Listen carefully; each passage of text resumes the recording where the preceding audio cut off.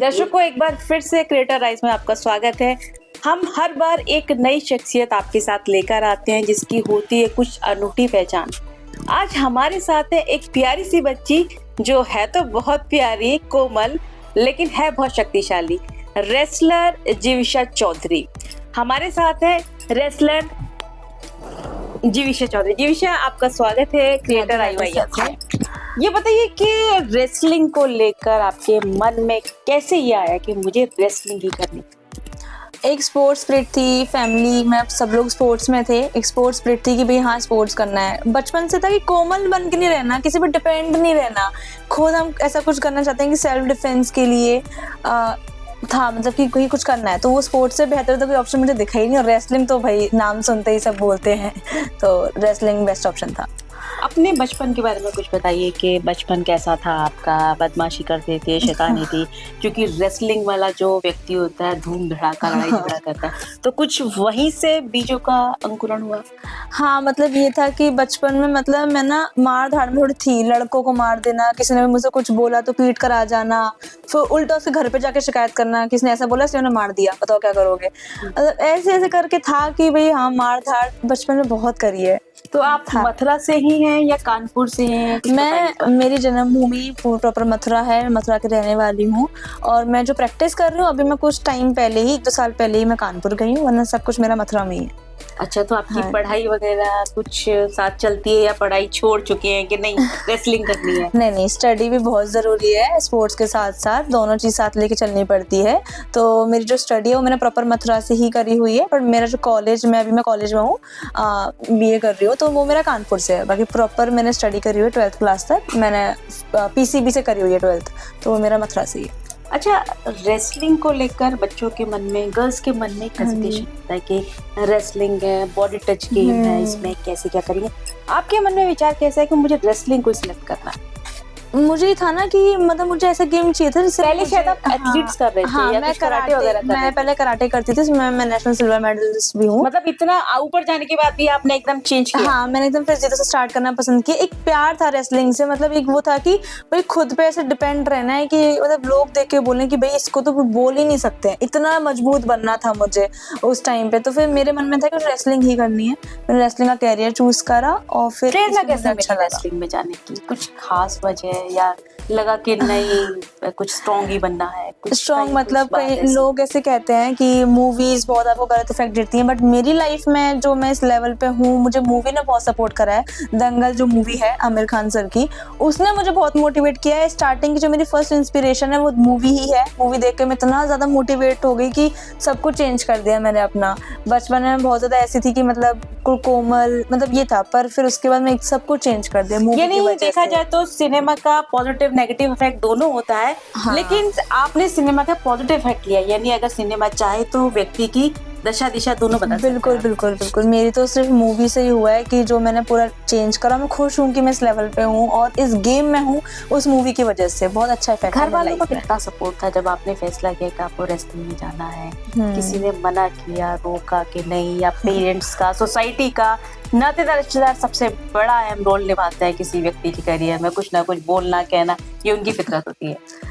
मेरी लाइफ में मेरी फैमिली का तो इतना सपोर्ट रहा है कि अगर शायद और भी लोग फैमिली को सपोर्ट करें तो बहुत ही अच्छा हो। मेरी फैमिली, मेरे फादर जो है, मेरी मदर, उन्होंने हर तरीके से मुझे सपोर्ट किया। जैसे आप बोल रहे हो ना कि नातेदार रिश्तेदार वो होते हैं थोड़े बहुत सबके कि क्यों गेम करा रहे हो, लड़की है, कुछ हो गया तो आगे भी फ्यूचर है, नहीं हो पाएगा, बहुत सी चीज़ें आए थे। पर मेरे पेरेंट्स ने बोला मेरी बेटी है, मैं कराऊंगा, मुझे करवाना है।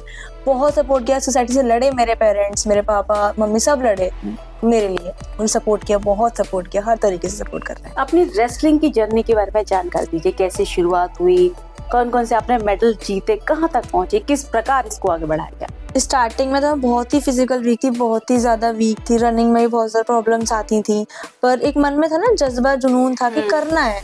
तो यूट्यूब पे वीडियो देख देख के करा स्टार्ट, मतलब कि यूट्यूब से वीडियो देखा कि कैसे रनिंग करें, स्टेमिना कैसे बढ़ाएं, तो वो सारा ज़ीरो से स्टार्ट करा। धीरे धीरे धीरे मैं स्टेडियम पहुंची, और स्टेडियम में जनार्दन सर हैं हमारे यहाँ के महासचिव हैं वो रेसलिंग के, उन्होंने मुझे सपोर्ट किया था। मैं एक स्पोर्ट्स शॉप पे गई थी नॉर्मली सामान वगैरह लेने के लिए अपनी मम्मा के साथ, तो उन्होंने मुझे वहाँ देखा और बोला कि कोई स्पोर्ट्स करते हो? मैंने कहा नहीं। करना है? मैंने कहा हाँ। करा कौन सा? मैंने कहा रेसलिंग करना है। तो वह कोइंसिडेंस था कि वो रेसलिंग के ही मुझे मिल गए। उन्होंने मुझे स्टेडियम तक का गाइडेंस दिया, वहाँ पे कोच थे हमारे ब्रजमोहन सर, वहाँ पे मैंने सीखा। फिर मैं धीरे धीरे मैं डिस्ट्रिक्ट खेली, उसमें 1-2 बार हारी भी मैं स्टार्टिंग में, पर फिर होता कि हारी क्यों हारी, कमियां ढूंढी, उस पर वर्क करा, फिर अगली बार डिस्ट्रिक्ट में क्लियर करा। फिर धीरे धीरे करते मैंने स्टेट में पहुंची, स्टेट में भी मैं पहले हारी, फिर पता पड़ा यहाँ पे पहुंच के क्यों हारी, फिर वहाँ की कमियां निकाली, फिर स्टेट में मेडल लिया। फिर उसके बाद धीरे धीरे मैं नेशनल्स पहुंची, और मैं अभी कांटो में प्रैक्टिस कर रही हूँ। मेरे सर राम सज्जन सर हैं, उन्होंने मुझे बहुत सपोर्ट करते हैं, वो मुझे सिखाते हैं बारीकियाँ, एक लेवल पे आके जो बारीकियाँ रहती हैं, कमियाँ जो सिर्फ अच्छा कोच ही आपको तराश सकता है, तो उन्होंने वो कमियाँ तराशी, बारीकियाँ, उसमें मैं आज नेशनल तक हूँ, खेली हूँ, और हो सकता है आगे भी मैं खेलूंगी। इसका मेरी प्रैक्टिस चल रही है सपोर्ट के साथ। बिल्कुल। हाँ जी। किसी बच्चे के करियर में उसके पेरेंट्स का बहुत रोल होता है। अगर पेरेंट्स का सपोर्ट है तो बच्चा बहुत कुछ कर जाता है। हाँ जी। कहते हैं ना, अपनों से लड़ना मुश्किल होता है, बाहर वाले सब लड़ सकते हैं। तो ऐसे में हमारे साथ हैं ममता चौधरी जी, जो कि जीविशा की मदर है, और इन्होंने अपनी बेटी को 101% कहूंगी मैं, 100 से ज्यादा सपोर्ट किया। और जीविशा, ममता जी आप बताइए, आप भी स्पोर्ट्स से हैं, तो किस प्रकार इसको किस प्रकार आपने अपनी बेटी को सपोर्ट किया जब उसने फैसला किया उसे रेसलिंग में जाना? पहली बात तो मुझे सुन के बहुत अच्छा लगा कि स्पोर्ट में जाना चाहती है ना, तो मैंने कहा ठीक है, ट्राई करके देखते हैं। आप भी स्पोर्ट्स से, आपको देखकर लग रहा है कहीं ना कहीं स्पोर्ट्स आपकी पृष्ठभूमि रही है, इस बारे में थोड़ी जानकारी दीजिए। जी, मैं भी हॉकी से हूँ, तो ज़्यादा तो नहीं, लेकिन स्टेट लेवल तक खेला था मैंने। उस टाइम तक लड़कियों को इतना सपोर्ट भी नहीं मिलता था जिस टाइम हम लोग थे, तो फिर भी मेरी मम्मा ने सपोर्ट किया। पापा तो नहीं थे, बचपन में ही एक्सपायर हो गए थे, बट मेरी मम्मा ने भी मुझे बहुत सपोर्ट किया, लेकिन आगे नहीं जा पाई, कोई इंसिडेंट था। आपने अपने बच्चों को पूरा सपोर्ट? हाँ, लेकिन बस मैंने सोचा जो मैं नहीं कर पाई अपने बच्चों को कराना है, तो बच्चों का पूरा ध्यान रखना, उनकी डाइट का, उनकी कोचिंग का, अपने पूरा ध्यान रखिए, और अपने पढ़ाई को भी उतना जरूरी माना कि अगर आप खेल रहे हैं तो पढ़ाई को पीछे नहीं छोड़ना चाहिए। कई बार बच्चे पढ़ाई पीछे छोड़ देते हैं। हाँ, वही ना, एक ऑप्शन होना चाहिए साइड में। देखिए, जरूरी नहीं कि आप गेम कर रहे हो तो आप उस लेवल तक पहुंच पाओ या सक्सेस हो पाओ, तो आपके पास सेकंड ऑप्शन होना चाहिए कि आप ये ऑप्शन नहीं तो चलो एजुकेशन तो है ना हमारे पास, उसके थ्रू हम कुछ कर सकते हैं, है ना। तो फिर मैंने इसलिए एजुकेशन, मैंने पहले ही बोला कि अगर ठीक है आपको गेम्स करना है, it's okay, but education break नहीं करो। जीविशा, इज दिस ट्रू कि जब आप एक लड़की होकर पहलवानी करती हैं, रेसलिंग करती हैं, और आपका परिवार आपको सपोर्ट करता है, तो इज दिस ट्रू कि आपकी एनर्जी और बढ़ जाती है? हाँ, मतलब एकदम दुगनी हो जाती है, बहुत ज्यादा, कि यार हमारे पीछे पूरे फैमिली है, वो सपोर्ट कर रही है तो हम ये काम क्यों नहीं कर सकते हैं। इजी हो जाता है करना चीजें, बहुत इजी हो जाता है। अच्छा, बचपन की कोई ऐसी बातें, कुछ ऐसी यादें जब चोट लग जाती थी, छुपा लेते थे जब छोटे थे हम लोग? बचपन में भी ऐसा बहुत बार हुआ था, स्कूल में लग जाती थी तो बहुत 2-3 छुपा रखा था, वो तो बाद में पता पड़ गया था। पर बचपन को छोड़कर अभी करूँ तो मैं अभी ऐसे गेम हूँ जहाँ पे चोट तो लगना ही होती है, मतलब है ही, हमारा श्रृंगार बोलते हैं। हाँ, शुद्ध भाषा में, मतलब मुझे स्टार्टिंग में मेरा माइंड सेट किया था कि तुम्हारा श्रृंगार है, तुम्हारी चोट है। तो अभी मेरी इतनी चोट लगती है, अभी भी घर वालों से छुपा लेती हूँ। मेरे शोल्डर में लग जाती है, नीज में, तो मैं अभी छुपा लेती हूँ कि नहीं लगी चोट, को बाद में पता चलता है तो फिर ट्रीटमेंट होता है, पर जब तक तुम छुपा के रहती हूँ, डांट ना पड़े। जोक सपाट हमने सुना था जब आप पढ़ती थी, हाँ। तो लड़के आपसे डरते थे, तो मैं ऐसा सोच सकता हूँ कि आप और ज्यादा डरते होंगे। हाँ, अब तो फिर वो मतलब दूर से ही बात करते हैं, अब तो कुछ बोलने की सोचते भी नहीं है कि वो पहलवान है अब तो छोरी, तो उनको ये रहता है। मैम, आप बताएं, आपके लिए कितना प्राउड का मोमेंट है ये? आपकी लड़की रेसलिंग कर रही है, वो नेशनल खेल चुकी है, कितना प्राउड महसूस करती हैं आप? काफी प्राउड होता है, और चाहती हूँ कि कम से कम इंटरनेशनल तो जाए, ताकि लगे कि हाँ हमारी यहाँ की लड़कियां भी कुछ कर सकती है। वैसे तो काफी कुछ कर रही हैं, लेकिन मेरी फैमिली में से एटलीस्ट मतलब वहां तक जाए, क्योंकि जो मैं नहीं कर पाई, मैं सोचती हूँ मेरी बेटी करे तो बस मेरा सपना पूरा हो जाएगा। जीविशा, आपसे एक थोड़ा हल्का क्वेश्चन मैं पूछ रहा हूँ। आप समाज में जब जाते हैं, आप ट्रेन्स में जाते हैं, बसेस में जाते हैं, कार में जाते हैं, या अपने इंस्टीट्यूट जाते हैं जहाँ आप रेसलिंग सीखते हैं, तो आप बहुत सारी बच्चियों को, अपनी छोटी उम्र के भी और अपने साथ वालियों को देखते होंगे। कहीं ना कहीं गर्ल्स हमारे समाज में ऐसा लगता है कि वो कमज़ोर महसूस करते हैं, उनको आप क्या अपील करना चाहेंगे एक फीमेल रेसलर होने के नाते? मैं एक ये अपील करना चाहूंगी कि लड़की कैसी भी है वो अंदर से बहुत मजबूत है। अगर वो अपने मन में ठान ली तो सारी चीजें होती है ना हमारे माइंड पे रहती है। अगर हम ठान लें कि हमें भाई मजबूत बनना है तो हम बन सकते हैं। ये जरूरी नहीं कि आप रेसलिंग ही करो, जरूरी नहीं कि कोई स्पोर्ट्स ही करो, जरूरी ये है कि आप अपने आप की अपनी स्वयं की रक्षा के लिए कुछ सेल्फ डिफेंस ऐसी चीज सीखो जिसको आपको ये रहे मन में कि मुझे मेरे भाई या पापा की जरूरत नहीं है, मैं खुद यहाँ जा सकती हूँ या खुद ये काम कर सकती हूँ।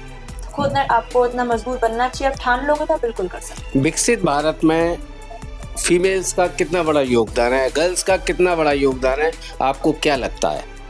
योगदान तो विकसित भारत जिस तरफ हमारा विकास डे बाई डे विकास की तरफ जा रहा है, भारत तेजी से बढ़ रहा है, नए एयरपोर्ट्स बन रहे हैं, रोडें बन रही हैं, लड़कियों को लगातार आगे लाया जा रहा है ना? तो लड़कियों का योगदान ये है कि वो आगे निकल के आ रही हैं। लड़कियों में ऐसी कोई ऐसा टैलेंट नहीं है जो उनमें ना हो, जो लड़कों में है और लड़कियों में ना हो, ऐसा कोई टैलेंट जो दिखता नहीं है।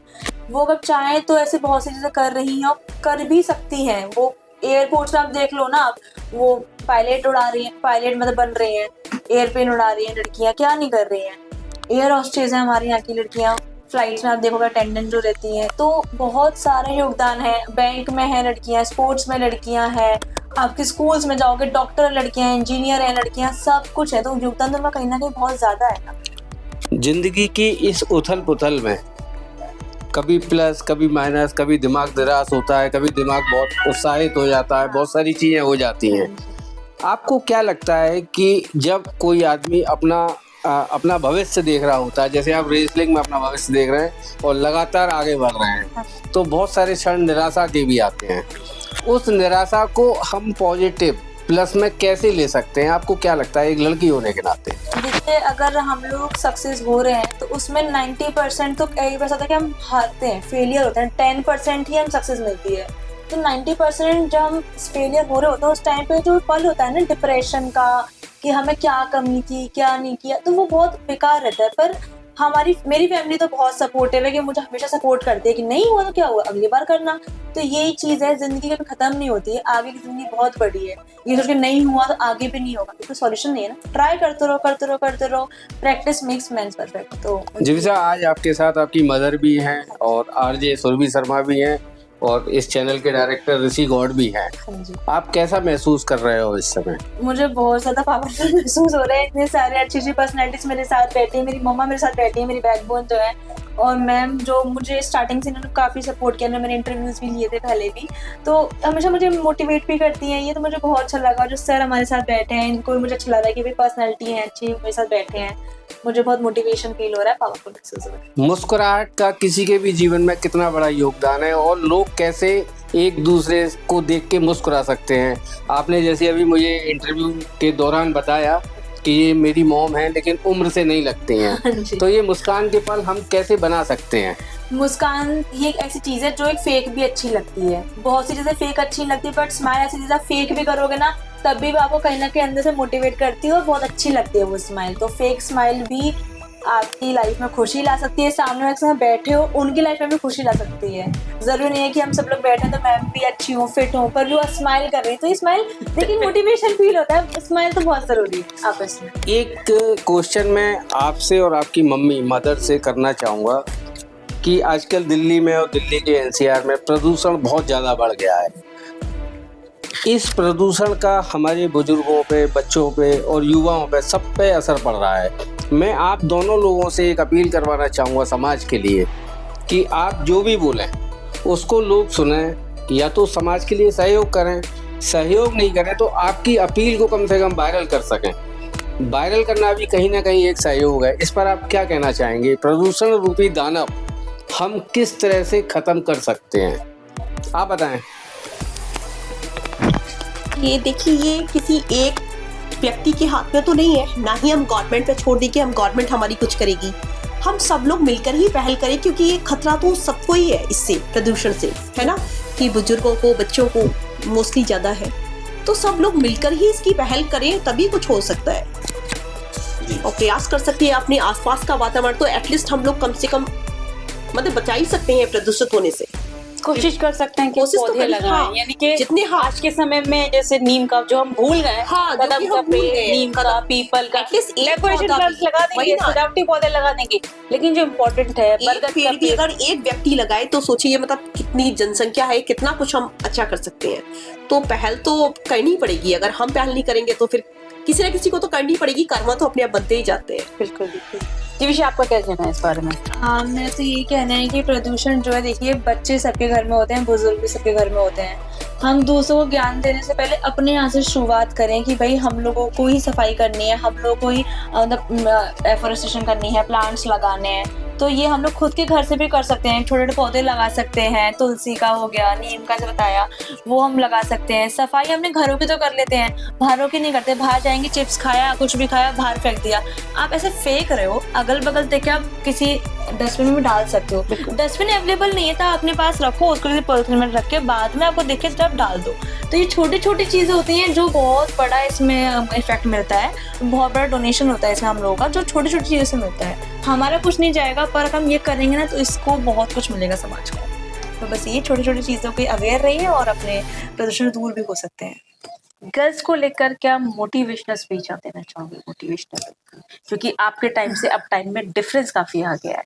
हाँ जी, डिफरेंस है, देखिए जनरेशन का बहुत ज्यादा आ गया है, क्राइम बहुत बढ़ गए हैं, बहुत ज्यादा रिस्क बढ़ गया है। तो मैं तो बस यही चाहती हूँ, किसी और पर डिपेंड होने से अच्छा आप खुद को इतना वो बनाइए, मजबूत बनाइए कि आप खुद ही सबसे ज्यादा मतलब सबसे बच सकें, और सब लोगों को मतलब ये लगे कि भाई हमें किसी की जरूरत नहीं है, हम खुद ही इतने मतलब हैं स्ट्रांग कि हम सभी चीजों से खुद लड़ सकते हैं। आप अगर ट्रैवल करना है, क्योंकि देखिए अगर हम लोगों को योगदान देना है लड़कियों को, तो उनको अकेला निकलना ही पड़ेगा। कब तक हम घर पे रह के कुछ करेंगे? घर पे रह के कोई कुछ नहीं कर सकता, घर से ही बाहर निकलना पड़ता है। बाहर निकलने में ये नहीं कि हम सुबह देखें दिन देखें, बहुत बार ऐसा होता है टूर्नामेंट्स हैं, कुछ भी है, रात में जाना पड़ता है, आधी रात में, तो हम थोड़ी देखेंगे कि नहीं जाना, कुछ करना है तो निकलना तो पड़ेगा। तो कब तक डर के रहेंगे आप? ऐसे कदमों पे बहुत लोग मिलते हैं, डराने वाले, धमकाने वाले, हमें उनसे खुद ऊंची आवाज करके उनसे लड़ना पड़ेगा, उनसे भिड़ना पड़ेगा, तभी हम कुछ कर पाएंगे और कर सकते हैं। आपके अंदर इतना हौसला है कि आप कर सकते हो, बस मजबूत दिल से होया जाता है, शरीर से नहीं। और दिल से मजबूत होना, फिजिकल तो अपने आप हो जी सर, आपने हमको आज इतना समय दिया IYS टीवी को,